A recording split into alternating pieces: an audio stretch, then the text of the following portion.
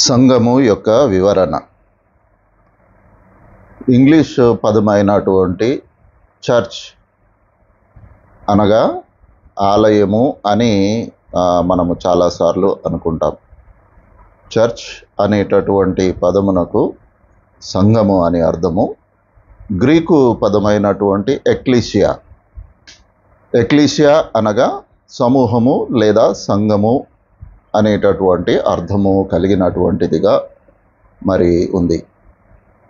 పౌలు గారు కూడా రోమా సంఘానికి 16వ అధ్యాయం 5వ వచనంలో వ్రాస్తూ వారి ఇంటనున్న సంఘమునకు అనేటటువంటి ఆ విషయాన్ని మరి అక్కడ జ్ఞాపకం చేస్తాడు. ప్రకటన గ్రంథాల్లో కూడా మనము గమనించినప్పుడు అక్కడ వ్రాయబడినటువంటి 7 సంఘములు ఆయా పట్టణములలో ఉన్నటువంటి ఎఫెసు పట్టణము కానీ ఫిలదెల్ఫియా పట్టణము కానీ ఈ విధంగా ఆ పట్టణములలో ఉన్నటువంటి సంఘమునకు అనేటటువంటి మాటను వ్రాస్తాడు. కాబట్టి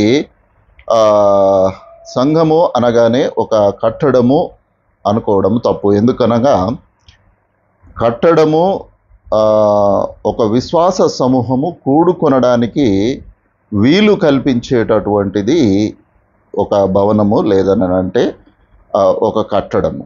కాబట్టి దానిలో చేరి ప్రార్థించేవారు, దేవుని స్తుతించేటటువంటి వారు ఆ సమూహమును సంఘముగా మనము చూడాలి.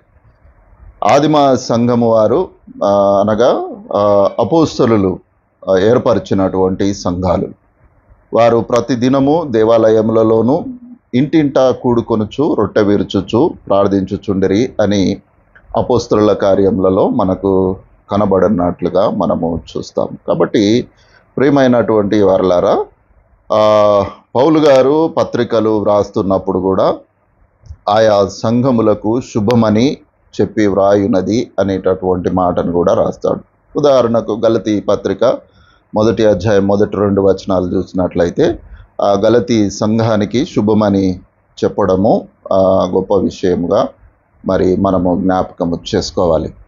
ఇంకా ప్రాముఖ్యమైనటువంటి విషయంలోనికి మనము వచ్చినప్పుడు సంఘము అనేటటువంటిది క్రీస్తు శరీరముగా చెప్పబడుతున్నటువంటి విషయము మనకు కనబడుతుంది. ఎఫెసీలకు రాసిన పత్రిక 22వ అధ్యాయము 22వ వచనము 23వ వచనములను మనం చూసినట్లయితే సంఘమునకు ఆయన శిరస్సుగా, ఆ సంఘము ఆయన శరీరముగా ఉన్నది అనేటటువంటి విషయాన్ని మరి అక్కడ జ్ఞాపకము చేయబడుతున్నట్లుగా మనము చూస్తాము. పౌలు గారు కొరింథీ సంఘానికి వ్రాస్తూ మొదటి పత్రిక 12వ అధ్యాయం 13-14 వచనాల్లో చూసినట్లయితే ఏలయనగా యూదులమైనను గ్రీసు దేశస్థులమైనను దాసులమైనను స్వతంత్రులమైనను మనమందరము ఒక్క శరీరములోనికి ఒక్క ఆత్మయందే బాప్తిస్మము పొందితిమి, మనమందరము ఒక్క ఆత్మను పానము చేసిన వారమైతిమి. శరీరం ఒకటే అవయవముగా ఉండక అనేకమైన అవయవములుగా ఉన్నది అనేటటువంటి విషయాన్ని జ్ఞాపకం చేస్తున్నాడు. ఈ సంఘమునకు శిరస్సు క్రీస్తు. కాబట్టి ప్రియమైనటువంటి వారలారా, సంఘము అని అనగానే కూడుకునేటటువంటి స్థలము కాదు, కానీ సంఘము క్రీస్తు యొక్క శరీరముగా ఉంది.